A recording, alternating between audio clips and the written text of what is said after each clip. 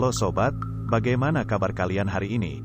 Semoga kita selalu terjaga dan diberi kesehatan di masa-masa pandemi ini. Di video ini, admin mau merangkum sebuah film yang berjudul Contagion. Film garapan Steven Soderbergh yang rilis di 2011 ini, dibintangi oleh artis Laurence Fishburne, Matt Damon, Kate Wilson dan beberapa artis lainnya. Alur cerita Contagion berkisar pada penyebaran virus berbahaya dan upaya para peneliti medis dan petugas kesehatan untuk mengidentifikasi penyakit akibat virus tersebut, serta pencarian vaksin untuk menghentikan penyebarannya. Penyebaran virus dalam film ini mirip seperti COVID-19, yakni ditularkan melalui tetesan cairan pernapasan. Tanpa berlama-lama, langsung saja kita ke videonya. Film berawal saat seorang perempuan bernama Beth Emhoff kembali dari perjalanan bisnis di Hong Kong. Beth sedang menunggu penerbangan dari Chicago menuju tempat tinggalnya di Minneapolis. Terlihat dia sedang telepon dengan mantan kekasihnya. Saat itu Beth sudah merasakan gejala aneh di tubuhnya. Terlihat di tempat lain, beberapa orang juga merasakan hal yang sama seperti yang dirasakan oleh Beth. Tidak hanya di Minneapolis, ada beberapa tempat yang mengalami kejadian serupa. Seperti London, Tokyo, dan Hong Kong. Bahkan ada yang meninggal dunia. Berita kematian itu dengan cepat tersebar. Tak mau ketinggalan, seorang wartawan bernama Alan Crumuyet ingin mengekspos berita itu di media berita tempat ia bekerja.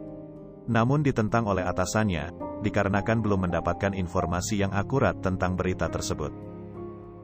Dengan kesal Alan keluar dari kantor berita itu dan memaki teman kerjanya. Skin beralih ke keluarga Beth. Saat di dapur, Beth mengalami kejang-kejang dan mengeluarkan busa dari mulutnya. Spontan sang suami, Mitch Emhoff segera membawanya ke rumah sakit. Sayangnya setiba di rumah sakit kondisi Beth semakin memburuk dan dokter tidak bisa menyelamatkannya. Dokter masih belum mengetahui sebab Beth meninggal dunia. Untuk itu jenazah Beth harus diotopsi untuk mengetahui sebab kematiannya. Terlihat Mitch sangat terpukul atas kematian Beth. Tidak cukup sampai di situ. Saat perjalanan kembali ke rumah, ia mendapat kabar bahwa anak tirinya Clark juga mengalami kejadian yang sama. Dengan segera Mitch bergegas kembali ke rumah. Tapi sesampai Mitch di rumah, Clark sudah tak bernyawa.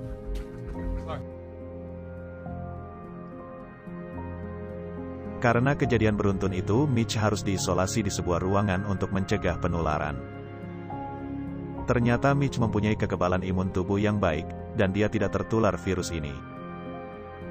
Rupanya virus tidak menyerang ke semua orang.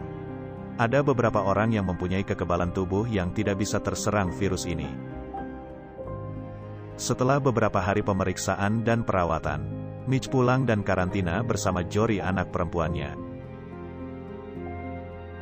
Virus itu dengan cepat mewabah ke kota dan negara lain, dan terus memakan korban jiwa. Hingga kabar ini sampai di telinga WHO. Tak tinggal diam, WHO segera mengirim ahli epidemi penyakit, Dr. Leonora Orantes ke Hong Kong, untuk menyelidiki asal-muasal virus dan menyelidiki cara virus menyebar ke populasi. Tetapi di Hong Kong ia malah dijadikan tawanan. Dr. Leonora dibawa ke tempat penampungan, di mana terdapat beberapa orang dan anak kecil yang belum terinfeksi virus. Mereka berasal dari suatu desa yang dimana warga dari desa tersebut banyak yang terinfeksi. Sehingga mereka meninggalkan desanya dan bersama-sama membuat kamp karantina sendiri di luar anjuran pemerintah. Tujuan disekapnya Dr. Leonora, hanya untuk ditukarkan vaksin untuk orang-orang ini. Di tempat lain, Dr. Alice Schiffer dari Pusat Pengendalian dan Pencegahan Penyakit, mengirim Dr. Erin Merce petugas Epidemic Intelligence Service ke Minneapolis. Untuk melacak semua orang yang melakukan kontak dengan Beth dan menangani wabah di kota tersebut. Dr. Erin sangat totalitas dalam bekerja. Seringkali dia kontak dengan pasien terinfeksi secara langsung. Hingga beberapa hari setelah ia ditugaskan, Dr. Erin merasakan gejala infeksi di tubuhnya. Sadar akan bahaya dari virus ini, ia merasa hidupnya tak akan lama lagi. Segera dia menghubungi Dr. Schiffer dan mengabarkan kondisinya. Dia juga menginformasikan setiap orang yang pernah kontak dengannya. Setelah dirawat beberapa hari, akhirnya Dr. Erin pun meninggal. Dia dimakamkan bersama korban virus yang lainnya. Hasil dari otopsi jenazah Beth memperlihatkan jaringan sulkus di otak hancur. Diketahui pemicunya berasal dari virus baru yaitu MEV1.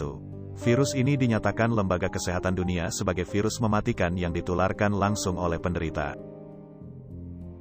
Setelah diteliti oleh tim laboratorium CDC, Dr. Ali Hextall dan dikembangkan oleh Dr. Ian Sussman di San Francisco, ditemukan gen kelelawar yang berbaur dengan gen babi dalam virus. Dari situlah tim mulai dapat titik terang untuk bisa membuat vaksin dari virus MEV1 ini. Di hari ke-7 setelah virus menyebar, perwakilan Departemen Keamanan Dalam Negeri bertemu dengan Dr. Cheever. Mereka khawatir kalau penyakit yang menyerang Beth adalah senjata biologis. Namun Dr. Cheever menyangkalnya, dia berusaha membuktikan kalau ini adalah sebuah virus, bukan senjata biologis seperti yang dikira.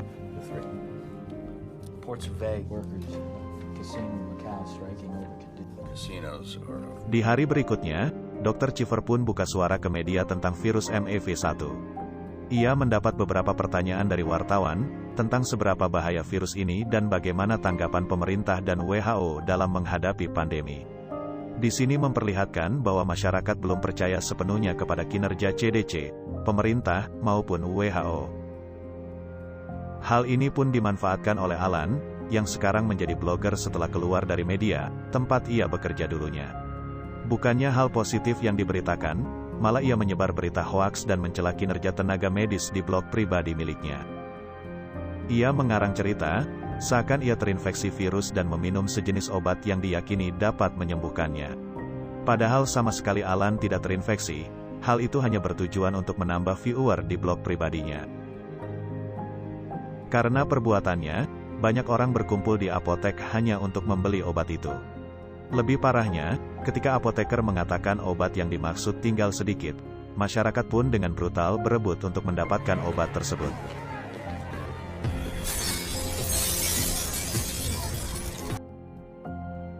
Karena virus di kota Chicago sudah meluas, pemerintah memutuskan untuk menutup setiap perbatasan kota. Dengan kata lain, kota Chicago tengah di lockdown. Tempat transportasi, tempat pengisian bahan bakar, bahkan supermarket pun ditutup. Hal ini membuat masyarakat tidak terkontrol, banyak penjarahan di mana-mana. Setiap orang menghalalkan segala cara untuk bertahan hidup.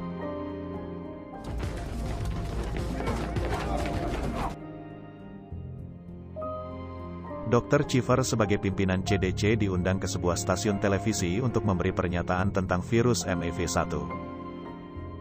Terlihat Alan juga diundang dalam pembicaraan itu. Dengan santainya, Alan menuding CDC dan WHO sebagai dalang dari semua kejadian ini. Alan menuduh WHO bekerja sama dengan CDC. Ia beranggapan bahwa virus ini dibuat oleh manusia hanya untuk mencari keuntungan finansial. Dengan kata lain, Alan mencari kambing hitam untuk masalah virus ini. Hari ke hari terus berlalu, korban pun semakin bertambah. Dari data yang terkumpul, 2,5 juta korban meninggal dunia di Amerika. Dan sekitar 25-30% manusia di dunia telah terinfeksi virus MEV1. Selain itu, tingkat kriminal pun terus meningkat. Tidak hanya menjarah, bahkan perampokan disertai pembunuhan mulai banyak terjadi.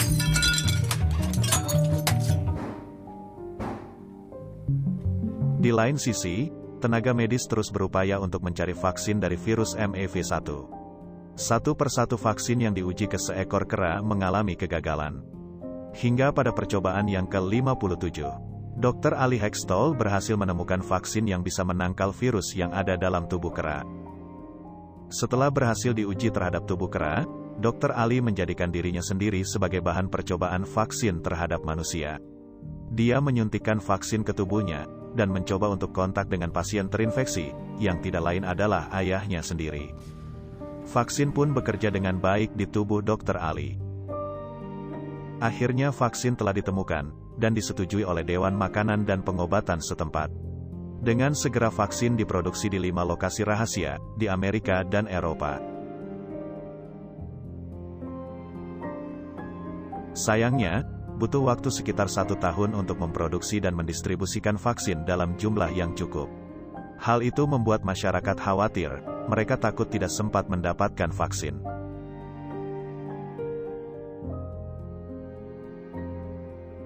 Dan di hari ke-133 setelah wabah virus menyebar, pemerintah berinisiatif membuat undian untuk penerimaan vaksin menurut tanggal lahir.